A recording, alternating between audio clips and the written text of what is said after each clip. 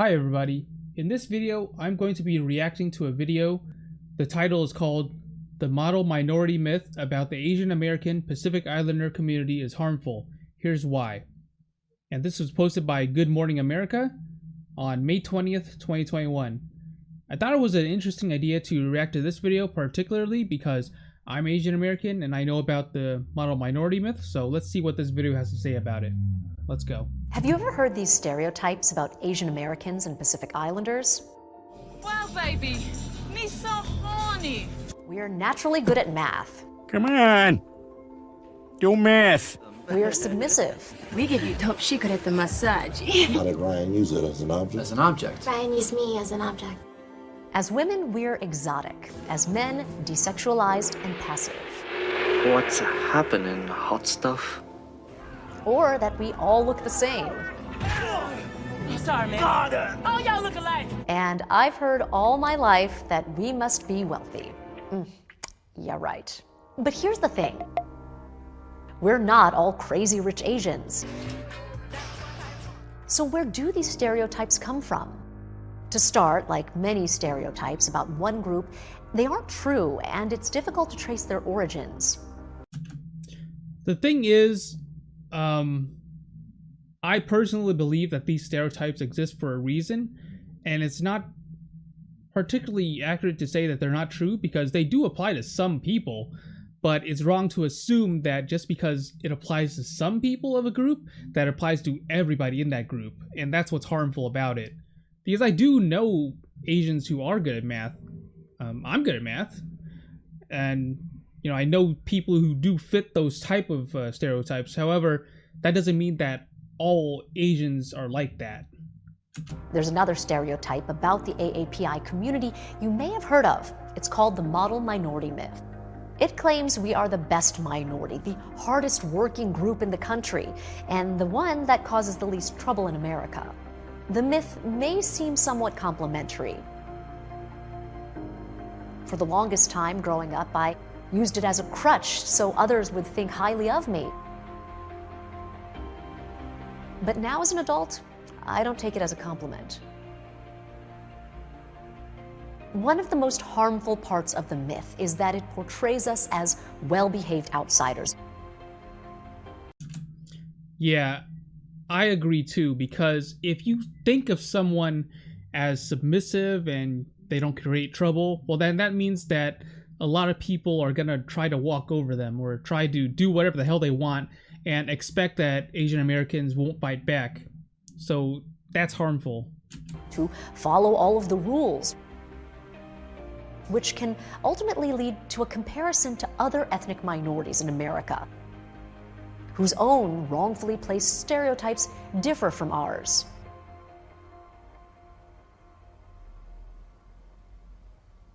Unlike most stereotypes, we might know how the false model minority myth began.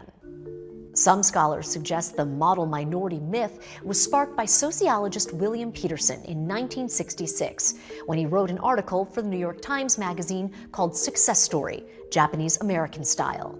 He said in part, the Japanese Americans are better than any other group in our society, including native-born white. What the heck?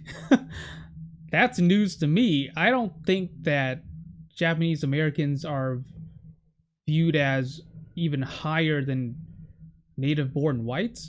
I mean, if you think back to what happened with the concentration camps and how Japanese families were moved out of their homes and into concentration camps, I don't think that's the same as how native-born whites are treated in the United States. So I don't really see that as really being reality. That's different from what's actually happening in reality. They have established this remarkable record, moreover, by their own almost totally unaided effort. Every attempt to hamper their progress resulted only in enhancing their determination to succeed. There is no parallel to this success story. Okay, that kind of contradicts itself. That statement contradicts itself because... Hold on, let's go back a little bit here. So they're saying that Japanese Americans are even more successful than native whites, right? Was that what I was saying? Yeah, the Japanese Americans are better than any other group in our society, including native-born whites. However, it goes on to say that, moreover, by their own almost totally unaided. So, by their totally unaided effort, every attempt to hamper their progress resulted only in enhancing their determination to succeed. However, how do you say that Japanese Americans are viewed as even better than native-born whites when it clearly says in the same quote that there have been attempts to hamper their progress? If people are trying to hamper their progress, that means that people see them as like a threat or something. I don't know. Or they want them to not progress and be successful. People want to hamper their progress. So I feel like that's kind of contradictory, isn't it? Because on one hand, they're saying that Japanese Americans are viewed even higher than native-born whites, but at the same time, people are attempting to hamper their progress. That's contradictory, in my opinion. Effort. Every attempt to hamper their progress resulted only in enhancing their determination to succeed. There is no parallel to this success story. By essentializing Asian Americans and Pacific Islanders as the model minority, it's like we're saying we're born with it and other people aren't. So if we believe the model minority myth to be true, that means people could think other groups could be born with their own myths as well, right? I don't think it's as simple as being born, because a lot of minorities, like Japanese people, they're coming from another country, right? With a different culture, with different systems and things like that. For example, if we take the stereotype of Asians being good at math, I read a post about why that is.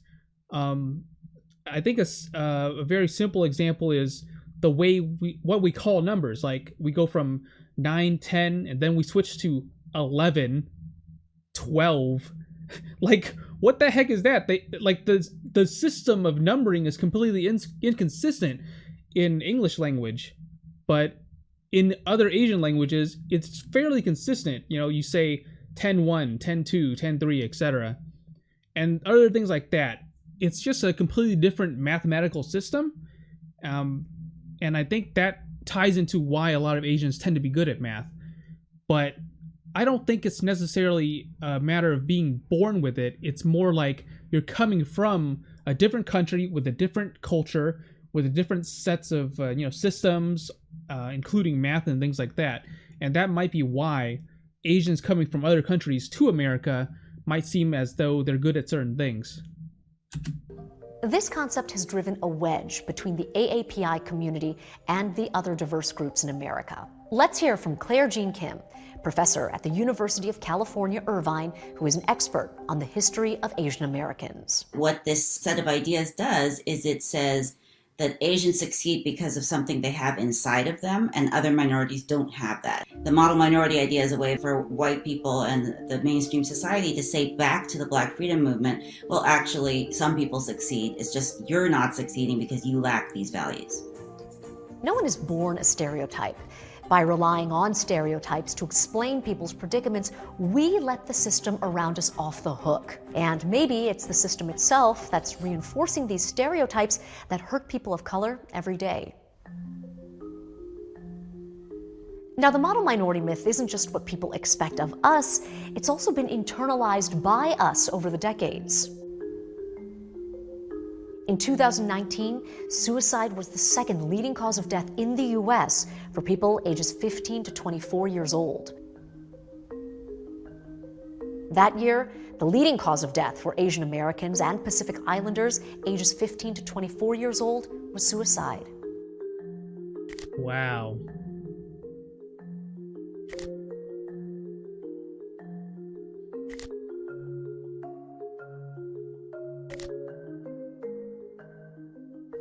This burden to live up to the stereotype can be so stressful.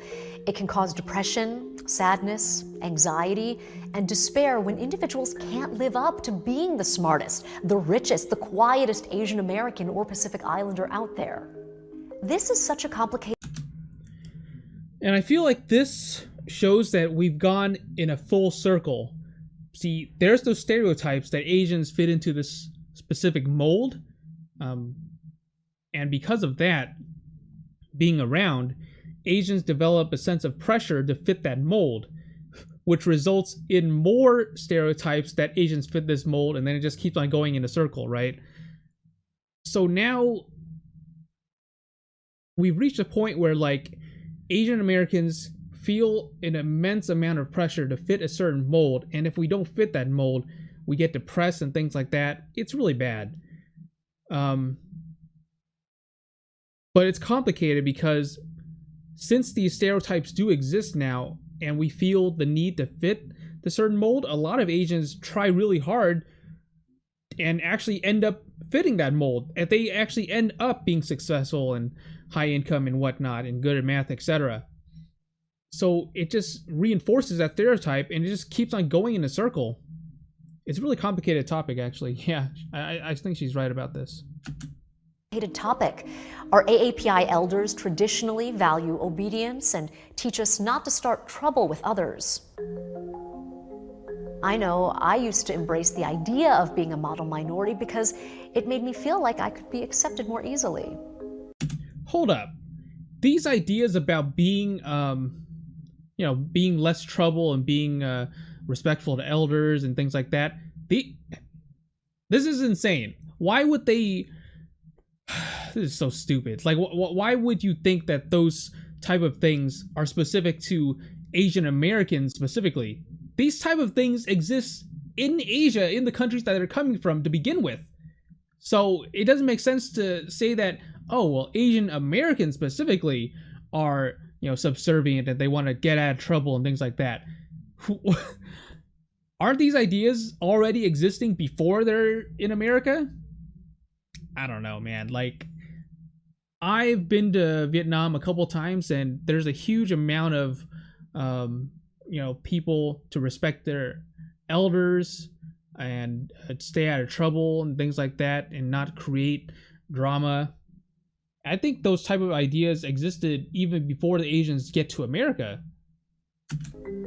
Our core cultural values and traditions of modesty and humility have perhaps perpetuated the model minority myth, but so many other cultures also teach their communities to do the same thing. Exactly. That's exactly what you say. It's like they have these stereotypes about Asian Americans. However, these ideas already exist outside of being Asian American. Things. Lately, no matter how much our own culture may appear to perpetuate a stereotype about us, the type of racism and physical violence against us as a result of what people think, it's pretty shocking.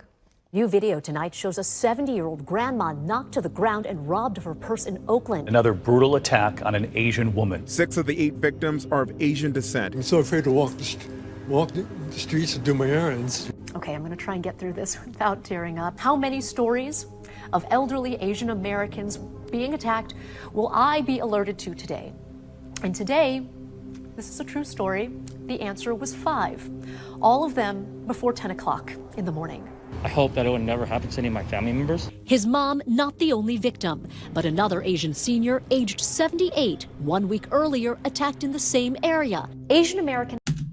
You know what's really horrible? The fact that it's not just Asian Americans, but old people, elderly Asian Americans. And it's really cowardly that these people are attacking Asian Americans who are too old to fight back. That's really shitty.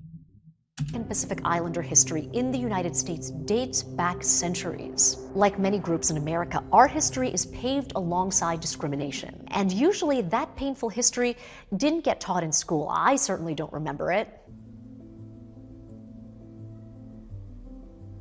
Did you? No, I learned about this. Yeah, the Chinese Exclusion Act. A lot of people,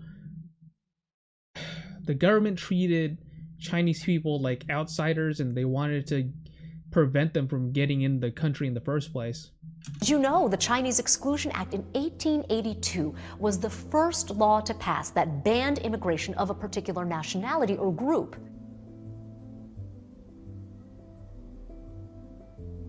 It banned Chinese immigration for 10 years. Fast forward to 1923, an Indian Sikh immigrant named Dr. Bhagat Singh Thind was deemed ineligible for naturalization in the US because of his identity, his culture, and ethnicity. Dr. Thind was a World War I veteran and proud to be in America, but he wouldn't obtain citizenship for another decade due to the discriminatory restrictions. Isn't that sad? The fact that you can fight in a war for the United States and they still don't want you here. They still don't want you to be a citizen. That's horrible. In 1942, after the Japanese attack on Pearl Harbor, 112,000 Americans of Japanese descent were concentrated into camps in America.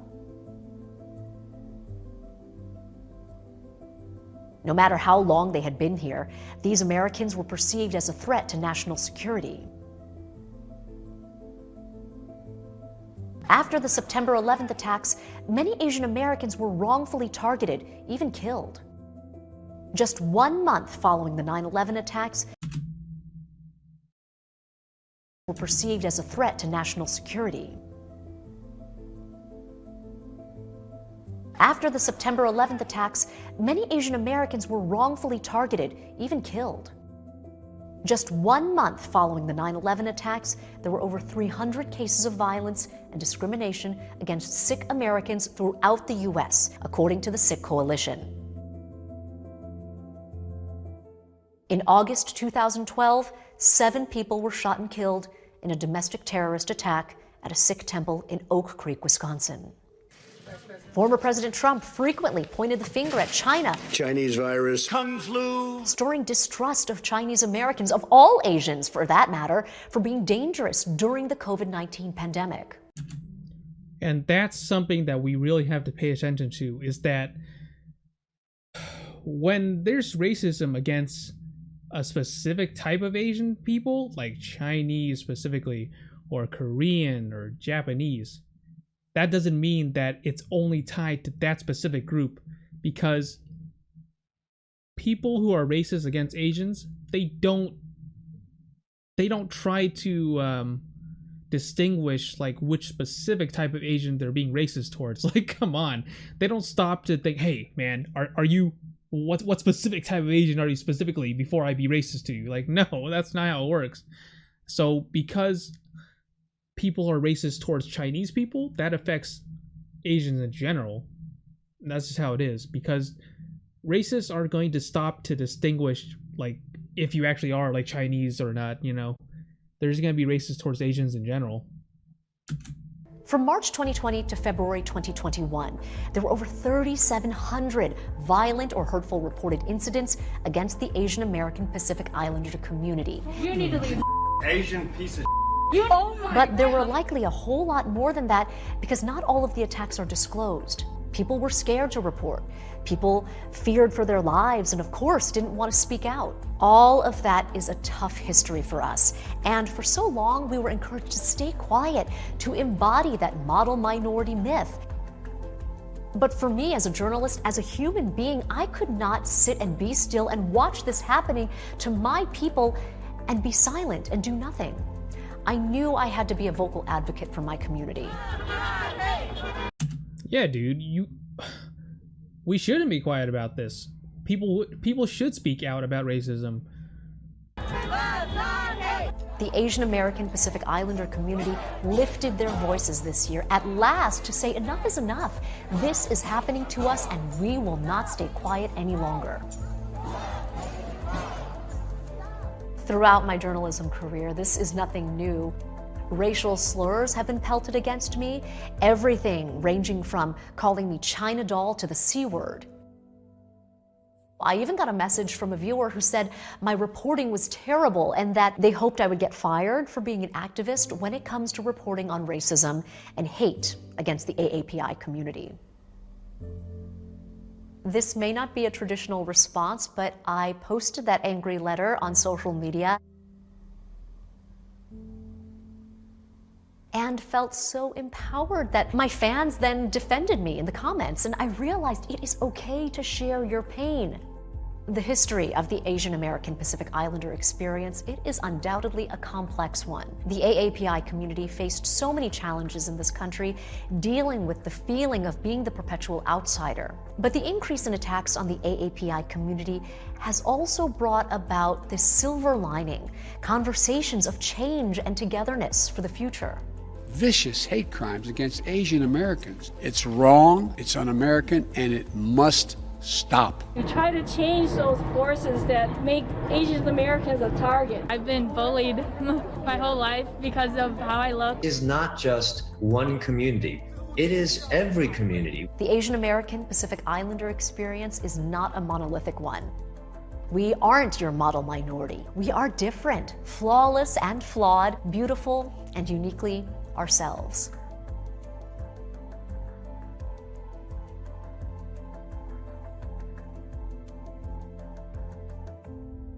Is that it? That's pretty good.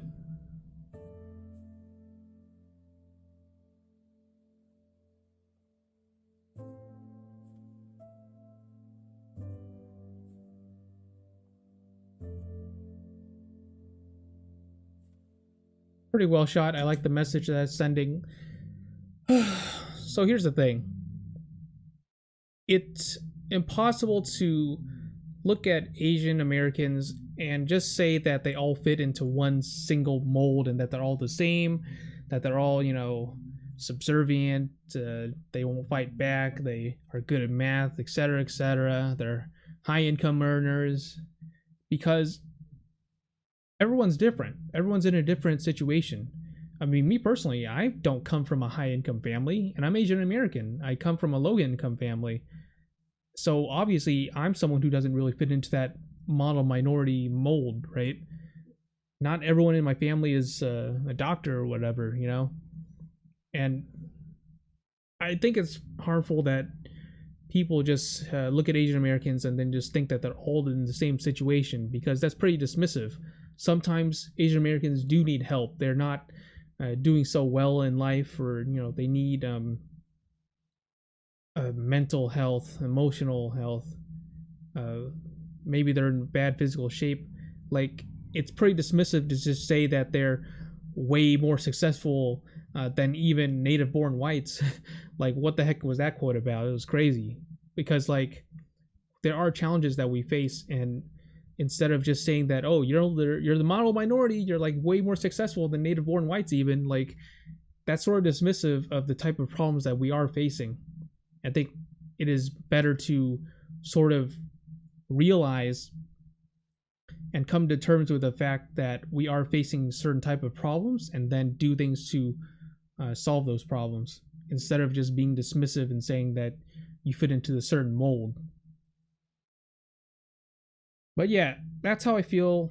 This was a pretty good video. I think it explained a lot of things that a lot of hypocrisy, a lot of contradictions, I guess, about the model minority myth.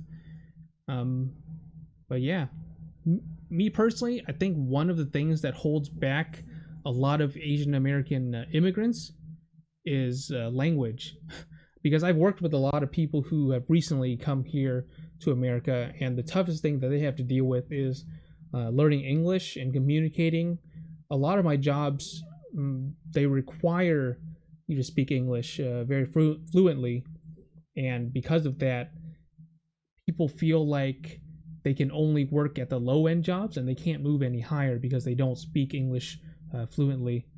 And there was one job that I worked at where everyone was speaking Vietnamese, and they changed the policy so that everyone now had to speak English, and that created a lot of pressure, a lot of problems within the workplace. But it's such a tough situation to be in, because a lot of my old coworkers would tell me, you know, I wanted to actually try to move up in life, you know, chase the American dream, but because of my lack of knowing how to speak English fluently, that is a huge roadblock to achieving my goals. That's what some of my old coworkers said, and it's really tough to be in that situation. Me personally, I came here when I was younger, so I speak English pretty fluently. So I'm very grateful for that. But for people who don't speak it fluently, it's really tough for them to make it in America. And at least they view it that way. I don't know. It's a complicated topic to talk about. There's a lot of different ways to talk about this. But yeah, me personally, I don't feel like I fit the model minority mold very well because I'm not a doctor. I didn't grow up from a high-income family. I don't feel like I don't think I'm viewed as above native-born whites. That was such a weird quote. Seriously, I keep on thinking about that one. Whatever. I hope you guys enjoyed watching me reacting to this, and I'll see you guys next time. Bye.